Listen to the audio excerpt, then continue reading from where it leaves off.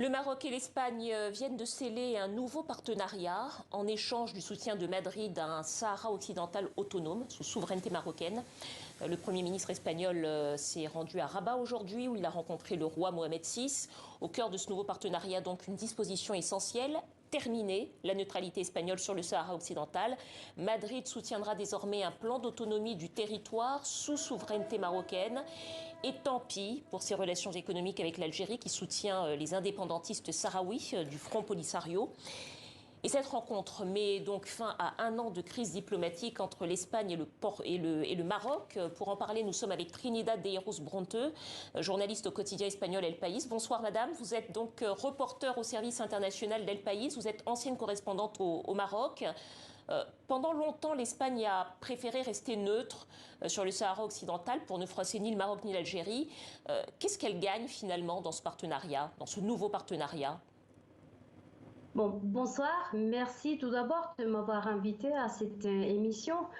Bon, l'Espagne, disons que cette décision, cet abandon de la traditionnelle neutralité de notre pays par rapport au Sahara, et obéit au besoin de finir avec la crise diplomatique du Maroc, et comme vous avez dit, a duré plus d'un an. Et qui a entraîné des conséquences très, très fâcheuses pour l'Espagne. D'abord, à l'arrivée à la mi-mai de 10 000 immigrés qui sont arrivés dans la ville espagnole de Ceuta, qui est située au nord de l'Afrique, comme vous savez.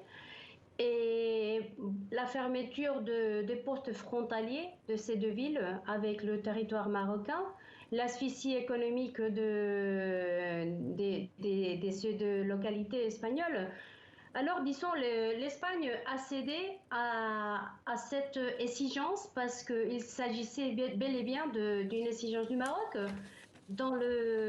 avec l'objectif de retrouver une relation normale avec un partenaire que, n'oublions pas, est très important pour l'Espagne, d'abord pour les contrôles de l'immigration illégale, mais aussi pour la collaboration antiterroriste et pour nombre de dossiers qui sont clés pour l'Espagne. Alors, est-ce que, à l'inverse, est-ce que cette prise de position nette de l'Espagne pour le Maroc et contre l'Algérie, est-ce que l'Espagne risque de perdre sur ces questions-là, sachant qu'elle se met à dos l'Algérie maintenant avec ce nouveau partenariat ? Bon, disons, le gouvernement espagnol a déjà exprimé sa confiance que l'Algérie ne va pas couper les gaz parce qu'il s'agit du gaz. L'Algérie a été pendant beaucoup de temps le premier fournisseur de gaz de l'Espagne avec des prix très, très favorables. Et maintenant, bon, la décision de l'Espagne d'abandonner sa neutralité, de soutenir ouvertement, parce qu'il faut rappeler que l'Espagne, depuis quelques années, soutenait la proposition marocaine, mais il le faisait dans la discrétion. Maintenant, le Maroc a exigé que cela soit rendu public. Et c'est ça qui a fâché les Algériens. Et alors, l'Algérie a rappelé son ambassadeur, comme vous savez, et a menacé de privilégier l'Italie comme partenaire pour les gaz. Mais, comme je vous disais, le gouvernement espagnol a exprimé, disons, sa confiance que l'Algérie ne va pas couper le robinet du gaz. Le robinet du gaz en direction du Maroc. Peut-être une dernière question, Trinidad de Heros. Hier, la Chambre des députés espagnole a voté un texte pour dénoncer ce ralliement de l'Espagne au Maroc sur la question du Sahara occidental. La question sahraoui semble être une question sensible, y compris sur le plan de la politique intérieure espagnole. On a envie de vous demander de comprendre pourquoi est-ce que cette question extérieure est aussi sensible en Espagne.